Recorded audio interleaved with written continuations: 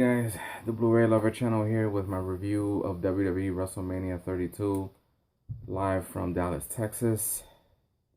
Just got done watching the pay-per-view, which basically ran for 4 hours and 50 minutes. Yes, they wanted an extra 50 minutes on this show. What can I tell you? Between the pre-show on the USA Network and the WWE Network, that's about 5 hours and 50 minutes of wrestling. That's almost 6 hours of wrestling that I've ever seen. And let me tell you, WrestleMania 32 was good. Wasn't bad, did not suck. Did have two matches in the way that I wanted to. But, so let's just get on with this review because I don't want this to go very long. The kickoff shows were Kalisto versus Ryback. Kalisto retained his US Championship belt. Move on. Team Diva versus Team Bad. Team Diva won. Nikki Bella came out wearing her neck brace. That's done. The Dudley Boys versus the Usos in the pre-show. The Usos won. Then they put the Dudleys through tables. Now let's get on with WrestleMania 32.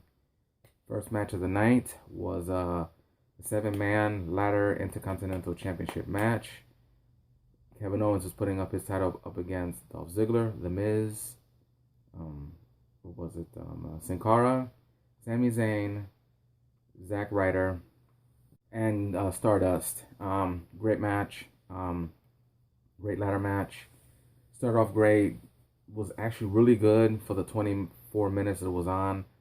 Sami Zayn did something I never thought a wrestler can do. He literally went from one side of the ring and jumped in between the ladder and took out like 5 guys. Sin Cara did a move where he basically fell off a ladder, then on top of Cody, breaking half the ladder. I think it was Cody.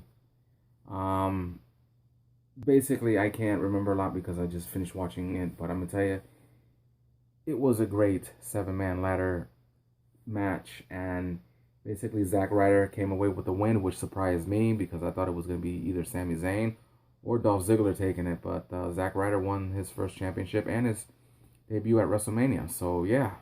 Next match was Chris Jericho versus AJ Styles.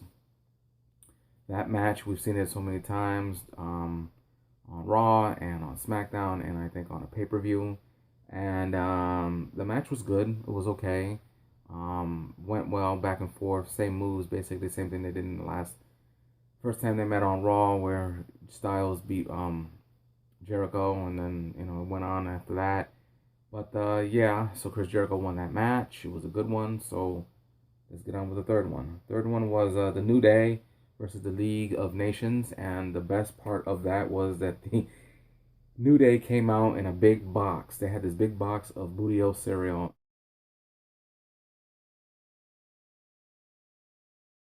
on top of the stage at WrestleMania, and the box fell and a whole bunch of Booty-Os came out, and the New Day came out dressed in some type of armor. But that big box of Booty-O cereal and them coming out was just hilarious, man. I never thought I'd see that.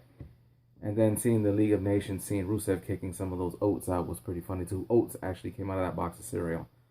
What can I say about this this 6-man tag team match? It was okay. Didn't enjoy it. Didn't enjoy the end where after the League of Nations won, Shawn Michaels' music comes out. He comes out, which was a surprise. And then Mick Foley, and then ended up being Stone Cold Steve Austin, which was awesome. I actually have a picture of it I took from my TV, so I'm going to show you that. And then Stone Cold, Shawn Michaels, and Mick Foley and wrestled for a few minutes. Basically not a lot because you can tell that all 3 of those guys have not been in a wrestling ring in years. I think Shawn Michaels is the last one to retire a couple years ago at WrestleMania. Basically the League of Nations, and then basically the New Day comes in the ring, has Shawn Michaels and Mick Foley dancing and Stone Cold, and then I knew something was up because Stone Cold always knows you're going to stun somebody. Then he basically stuns Xavier Woods, which was great, and started drinking beer in the ring. So it was pretty cool to see Stone Cold, Shawn Michaels, and Mick Foley back at the WWE, especially at WrestleMania, which was a surprise. Even though I said that in my WrestleMania 32, is it going to suck, yes or no video, I had a kind of hunch that Stone Cold was going to come out, but I didn't know he was going to come out with Shawn Michaels and Mick Foley. Next match was Dean Ambrose versus Brock Lesnar. That match went so fast. It was like at least, 12, 15 minutes. A lot of suplexes from Brock Lesnar as usual. He did do a belly-to-belly suplex off the top of the ring to Ambrose, which was awesome. Ambrose got in a couple of hits. Hit him with a fire. He threw some, basically sprayed him with a fire extinguisher. Hit him with a couple kendo sticks. Threw a bunch of chairs in the ring. Took out the barbed wire bat, which he didn't use. Was a little bit more hyped up for that one. I thought it was gonna be a great one, and it didn't. So it was an okay match. Didn't really enjoy it.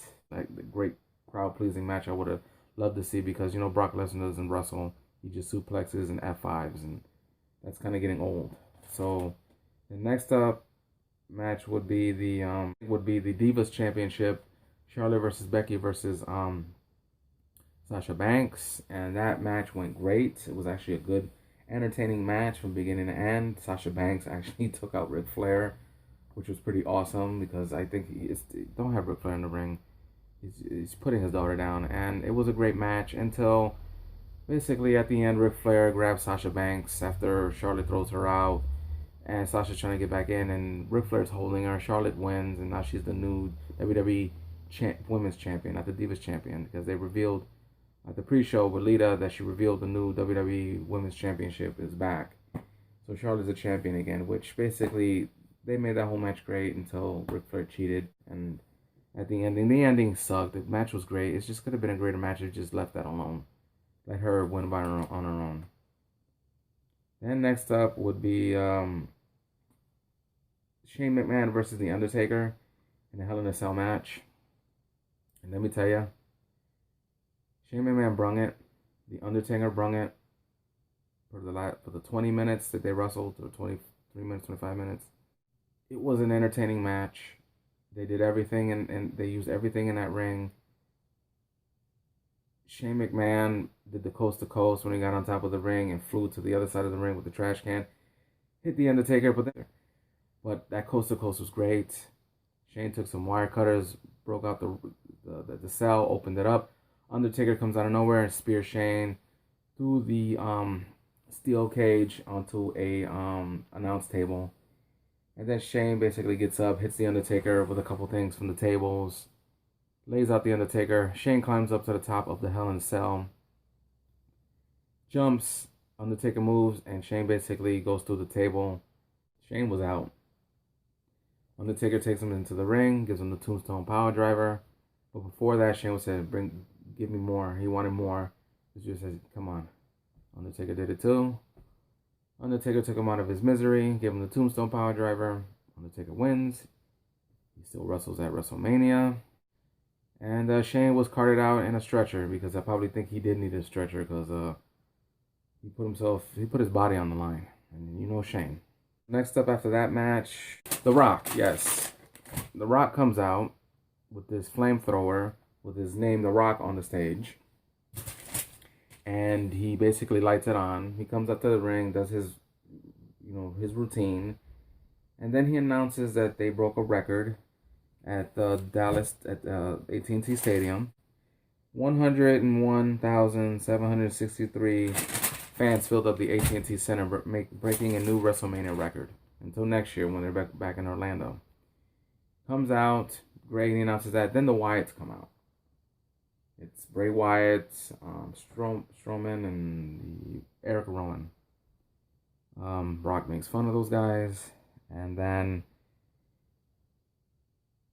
they want a match. And then, because when The Rock came out, he was wearing his wrestling boots, he was wearing his gear, and I knew The Rock's gonna wrestle, because he wasn't gonna wrestle.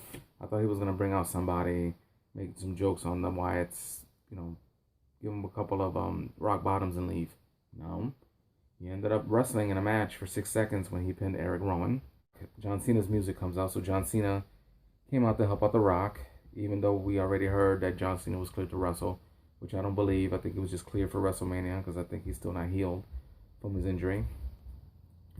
The Rock does his moves, Cena does his moves. You can't see me. The Rock did the rock bottom, did the people's elbow, beat him. They shook hands, left the ring. I guess they're friends.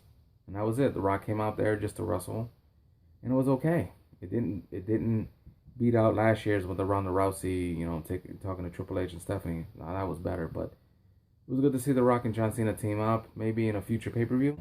Maybe we will, maybe we don't. Oh yeah, the Andre the Giant Memorial Battle Royal.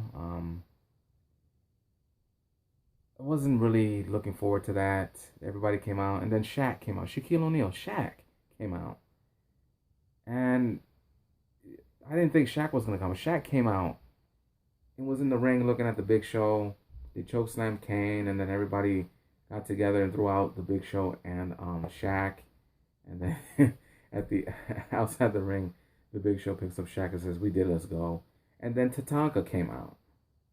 But the problem was, because I was actually switching back and forth from the Walking Dead season finale, I didn't know who won the Memorial Battle Royal, and I frankly don't care.